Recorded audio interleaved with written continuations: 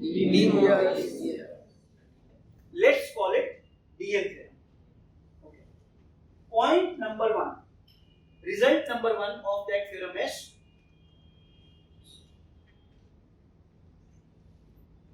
importantly, you should remember point 1, point 2, point 3. Always. What is the standard form? Cos plus I sin. Cos plus I sin. That is the standard form. आप इस theorem को apply नहीं कर सकते जब तक ये अपने स्टैंडर्ड फॉर्म में नहीं आए. आप समझे? इस थ्योरम को क्यों बनाया गया है? आप ले लो cos plus I sin का कोई भी पावर आप सॉल्व कर सकते हो, कोई भी पावर, 100 पावर भी सॉल्व कर सकते हो. वो थ्योरम क्या बोलता है कि जब भी cos plus I sin आपके पास एक ब्रैकेट है और उसका पावर है यहाँ पे, तो एंगल को मल्टीप्लाई कर दो पावर के साथ, cos of n theta plus I sin n theta. ठीक है? और जब नेगेटिव पावर है, तब भी मल्टीप्लाई करना है, पर वहां पे माइनस का देना है. नेगेटिव के लिए नेगेटिव का देना है. I hope this is very clear all of you. हाँ, क्लियर है? समझ में आ रहा मैं क्या बता रहा हूं?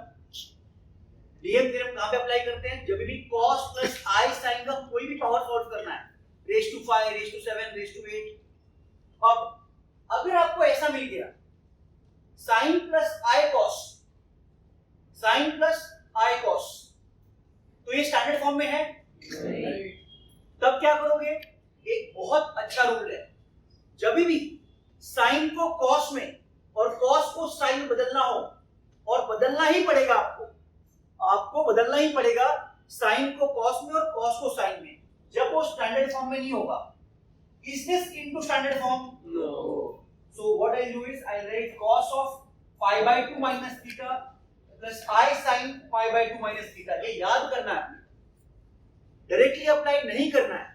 जब भी रियल टर्म sin होगा और इमेजिनरी cos होगा तो आप नहीं अप्लाई कर सकते. इसके लिए आपको एक कन्वर्जन करना पड़ेगा. ठीक है? अब इसके बाद हमको सब नहीं पढ़ना है, सिर्फ नोट 1 पढ़ना है. नोट 1 क्या बोलता है? आपके पास 2 ब्रैकेट्स हैं, cos theta 1 plus I sin theta 1, cos theta 2 plus I sin theta 2. तो ये सब मत लिखो, आप एक बार ही cos लिख दो, एक बार ही sin लिख दो, और स्टैंडर्ड फॉर्म डीएम थ्योरम का standard form cos plus I sin वो आप लिख दो, और सब एंगल को ऐड कर दो, theta 1 plus theta 2, theta 1 plus theta 2. अगर आपके पास 3 ब्रैकेट है ऐसे, तो आप देखेंगे यहाँ पे कि cos theta 1 plus theta 2 plus theta 3 plus I sin theta 1 plus theta 2 plus theta 3. ठीक है? So now 4 rules we have studied. 4 rules.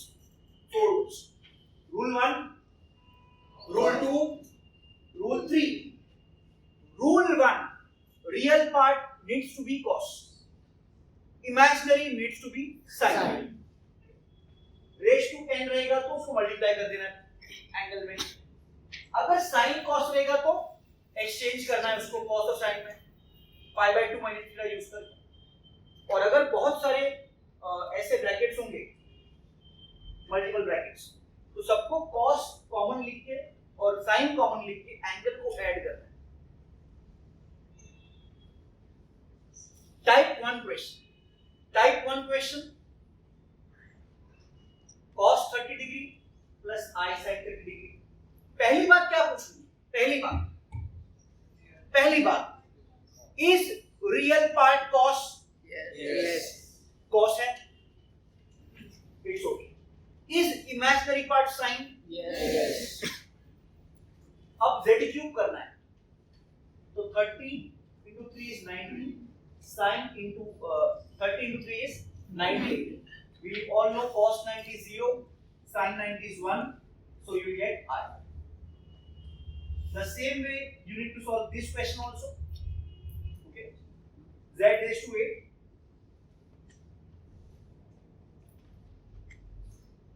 Again, आप क्या पूछोगे? First Real number cos. पहला जो है तो वो cos है, सेकंड sin है, Yes. तो ओके। अगर नहीं होगा तो पाई बाय 2 माइनस थीटा, ये कर लिया। सो यहाँ पे पावर का पावर मल्टीप्लाई हो गया, cos 4 pi plus i sin 4 pi. Okay, so cos 4 pi since it coincides with 0, cos 0 is 1, sin 4 pi coincides with 0, so sin 0 is 0, so answer is 1। अब इसको लोग देख के डर गए, cos 45 degree minus i sin 45 degree, 1 upon z है, 1 upon z मतलब क्या होता है, z रेज टू माइनस 1। अगर आपको डिफिकल्टी लेवल बढ़ानी है तो क्या कर सकते हैं, कोई एग्जामिनर कर सकता है 1 अपॉन z स्क्वायर, तो डरने की बात नहीं है, it will become z raise to minus 2। समझे बात को? और अगर डिफिकल्ट बनाना है 1 अपॉन z क्यूब, तो क्या हो जाएगा, z रेज टू माइनस 3। पर हम लोग फिलहाल देखते हैं 1 अपॉन z सॉल्व कैसे होता है, तो 1 अपॉन z क्या होगा, z रेज टू माइनस 1। अब किसी भी कॉम्प्लेक्स नंबर का पावर निकालने के लिए डीएफ थ्योरम बना हुआ है, ये -1 है, तो आप क्या करेंगे यहाँ पे, cos 45 minus i sin 45 degree raise to -1। मैंने कहा था कि जब भी नेगेटिव पावर आएगा तो ये हो जाएगा साइन चेंज, माइनस का प्लस हो गया, 1 into 45 1 into 45 उसके बाद आपका आंसर आ जाएगा।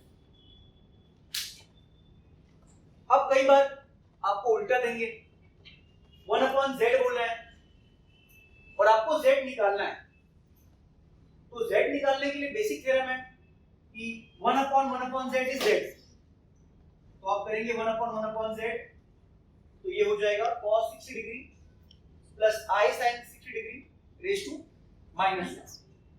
फिर से, is the first thing cos, Yes. second thing sin, Yes.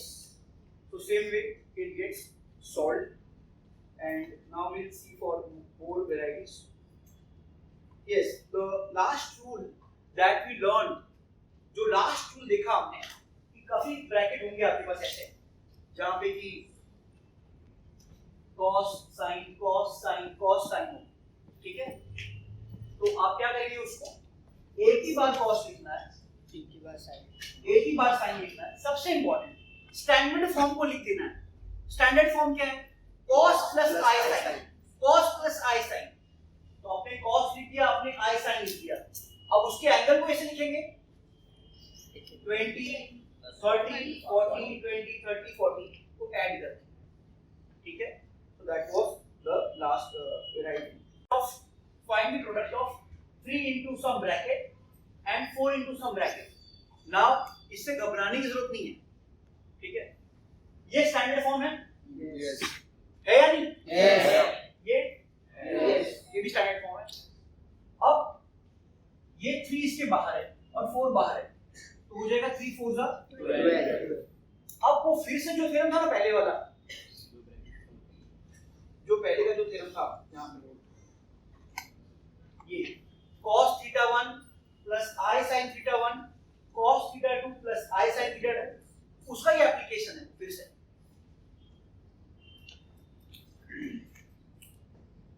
आप देखो यहाँ पे cos 5/3 plus 5/6 plus i sin 5/3 plus 5/6। Now when you add, you get cos 5/2 plus i sin 5/2 to 1 or 0. The answer is. With this we come to the end of difficulty level 1 in DM theorem. Okay, so that is how we do this, and part we will be seeing next time mostly.